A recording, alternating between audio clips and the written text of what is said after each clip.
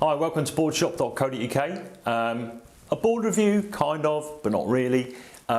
This video is all about how you choose your first mid-length. It's a question we get asked all the time. What model shall I go for? Am I ready for a mid-length? And what size? So we're going to run you through our 4 best-selling go-to entry-level mid-lengths, which are great fun to surf and will help you progress, and what the pros and cons of each of these boards and why you go for them. We're going to start off with the Form Flow Stick, which is our best-selling mid-length hands down, because it's very adaptable. So, when you're looking for your first mid-length, you're coming off a bigger board, a big fat foamy, or a torque, or a pop-out style board, and you've got to a point where you're catching waves, you're going down the line, you're trimming up and down maybe, but you're finding that the board has got too much foam in the rails, or it's too buoyant to actually get it on a rail and get it turning. That's the point that you need to start to move to one of these kind of hard boards, which are more responsive and so will help you progress your surfing.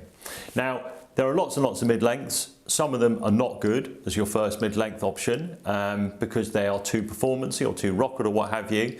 But these 4 boards here that we've picked out are ideal to get you continuing your surfing journey on an upward trajectory. Now, sizing, the kind of waves you surf, how often you surf, all are important factors to consider. But what we're going to look at first of all is the style of the board. So the Form Flow Stick. Why is this such a good first mid-length and such a good board in general? Nice flat rocker through the middle, carries the foam all the way out into the rails, not too much rocker through the nose and tail, but enough to stop the rails catching when you're taking off on the waves, and enough in the tail so that when you put your weight back on the rail, it lifts enough to get the board onto the rail and trying to turn.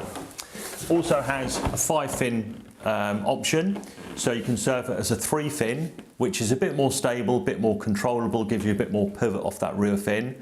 Or you can surf it as a 4-fin, which is a bit looser, generates speed more readily, especially if the surf's weak and poor.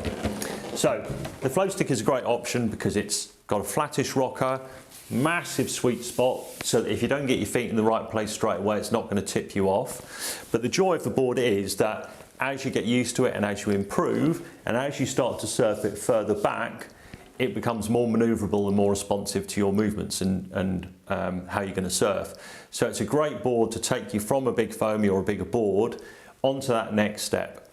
Now, sizing wise, on this part of your surfing kind of trip, you're not going to be surfing massive waves. You're going to be surfing waves in the thigh to probably head high region.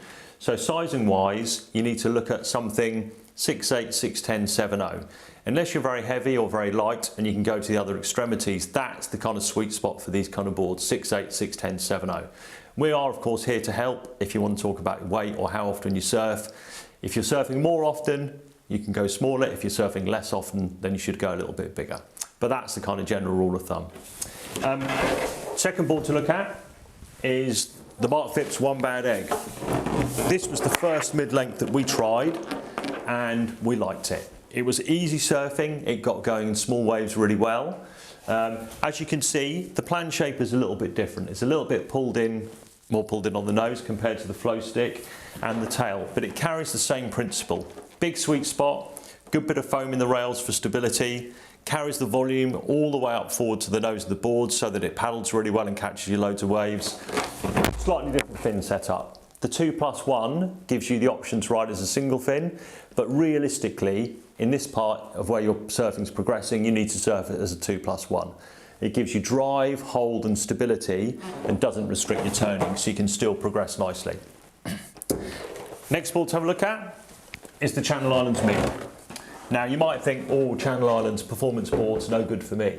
But the Mid is a great entry-level mid-length because unlike a lot of Channel Islands boards, it's pretty flat rockered. It doesn't have a lot of rocker through the nose and tail, but it absolutely works. It's got loads of glide and flow, big sweet spot, and it's nice and responsive as well because Channel Island have got a couple of little tweaks in it which give it a little bit more of a lively edge. But the CI Mid, Channel Islands Mid, is a great option as a first mid-length. And then one of our favourites here, the Libtech pickup stick. Now, this has the added bonus of coming in super duper tough construction, as well as being really eco-friendly. The Libtech construction is rock solid. For people who are going to go and surf at wave pools, especially where there's a high chance you're going to hit the bottom or the wall, you want a board that's tough and resilient, and the Libtech construction really gives you that. Carries the same principles as the other boards, nice and stable, big sweet spot, nice flat rocker. Got a couple of little details to help loosen it up. Chined as you go into the bottom here, and a deep concave through the bottom of the board to loosen it up a little bit. And depending on what size you have, it's a 2+1 or a 4+1 fin setup. So you've got lots and lots of fin options as well. So there we are. They are our 4 recommendations for your first mid-length if you're coming off a bigger board. The Libtech pickup stick, the CI Mid, the Mark Phipps One Bad Egg, and of course the Form Flow stick. Manufactured, designed in the UK for UK surfers, so a really popular choice. Hope that helps. Any questions, drop us a line, get in touch, you know where we are, and we'll see you next time.